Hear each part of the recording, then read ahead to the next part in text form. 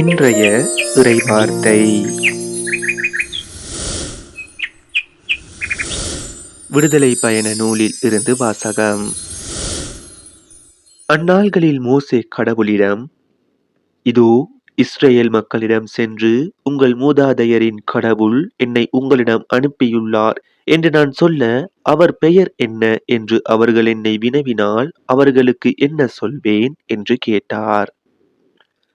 கடவுள் மோசேயை நோக்கி, இருக்கின்றவராக இருக்கின்றவர் நானே என்றார். மேலும் அவர், நீ இஸ்ரேல் மக்களிடம், இருக்கின்றவர் நானே என்பவர் என்னை உங்களிடம் அனுப்பினார் என்று சொல் என்றார். கடவுள் மீண்டும் மோசேயை நோக்கி பின்வருமாறு கூறினார். நீ இஸ்ரேல் மக்களிடம், உங்கள் மூதாதையரின் கடவுளாகிய ஆண்டவர், ஆபிரகாமின் கடவுள், ஈசாக்கின் கடவுள், யாக்கோபின் கடவுள் என்னை உங்களிடம் அனுப்பியுள்ளார் என்று சொல். இதுவே என்றென்றும் என் பெயர், தலைமுறை தலைமுறையாக என் நினைவு சின்னமும் இதுவே. போ. இஸ்ரேலின் பெரியோர்களை ஒன்று திரட்டி அவர்களை நோக்கி, உங்கள் மூதாதையரின் கடவுளாகிய ஆண்டவர், ஆபிரகாமின் கடவுள், ஈசாக்கின் கடவுள், யாக்கோபின் கடவுள் எனக்கு காட்சியளித்து இவ்வாறு கூறினார். உங்களையும் எகிப்தில் உங்களுக்கு நேரிட்டதையும் நான் கண்ணாலே கண்டு கொண்டேன். எகிப்தின் கொடுமையிலிருந்து கானானியர், இத்தியர், எமோரியர், பெரிசியர், இவ்வியர், எபூசியர் வாழும் நாட்டிற்கு, பாலும் தேனும் பொழியும் நாட்டிற்கு உங்களை நடத்தி செல்வேன் என்று அறிவிப்பாய். அவர்கள் நீ சொல்வதை கேட்பர். நீயும் இஸ்ரேலின் பெரியோர்களும் எகிப்திய மன்னனிடம் செல்லுங்கள். அவனை நோக்கி, எபிரேயரின் கடவுளாகிய ஆண்டவர் எங்களை சந்தித்தார். இப்போதே நாங்கள் பாலை நிலத்தில் 3 நாள் வழிப்பயணம் போக இசைவு தாரும். ஏனெனில் எங்கள் கடவுளாகிய ஆண்டவருக்கு பலி செலுத்த வேண்டும் என்று சொல்லுங்கள். என் கைவன்மையை கண்டாலன்றி எகிப்திய மன்னன் உங்களை போக விட மாட்டான் என்பது எனக்கு தெரியும். எனவே என் கையை ஓங்குவேன். நான் செய்ய போகும் அனைத்து அருஞ்செயல்களாலும் எகிப்தியனை தண்டிப்பேன். அதற்கு பின் அவன் உங்களை அனுப்பிவிடுவான். இது ஆண்டவர் வழங்கும் அருள்வாக்கு. இறைவா, உமக்கு நன்றி.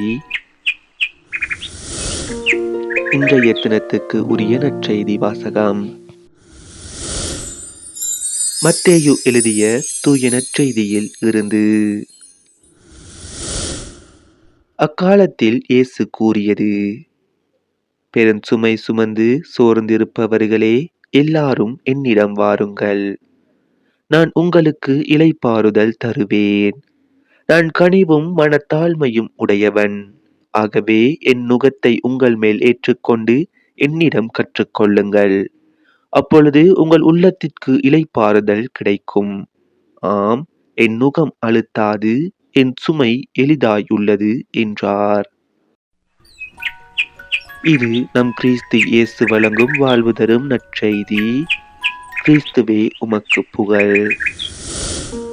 இன்றைய தினத்துக்கு உரிய சிந்தனை துளிகள். சுமைகளை இறக்கி வைத்து இயேசு நமக்கு சுகம் தருவார். கடவுள் மகிழ்ச்சியே உருவானவர். அவரது உருவிலே படைக்கப்பட்ட மனிதன் துன்பத்திற்கும் துயரத்திற்கும் உள்ளாவதை அவர் ஒருபோதும் விரும்புவதில்லை. இந்த உண்மைக்கு இன்றைய முதல் வாசகம் சான்று பகர்கின்றது. கடவுள் எகிப்தின் கொடுமையிலிருந்து இஸ்ரேல் மக்களை விடுவித்து அவர்களை பாலும் தேனும் பொழியும் நாட்டிற்கு அழைத்து செல்ல எகிப்து நாட்டிற்கு மோசேயை அனுப்பி வைக்கின்றார். இன்றைய நற்செய்தியில் கடவுளின் மறு உருவான இயேசு, ஏழைகள், சிறைப்பட்டோர், பார்வையற்றோர், ஒடுக்கப்பட்டோர் ஆகியோரின் சுமைகளை எல்லாம் இறக்கி வைக்கவே பிறந்தேன் என்கிறார் இயேசு. அவர் சந்தித்த மக்கள் அனைவரையும் ஒருபோதும் சோர்ந்து போகாமல் பார்த்து கொண்டார்.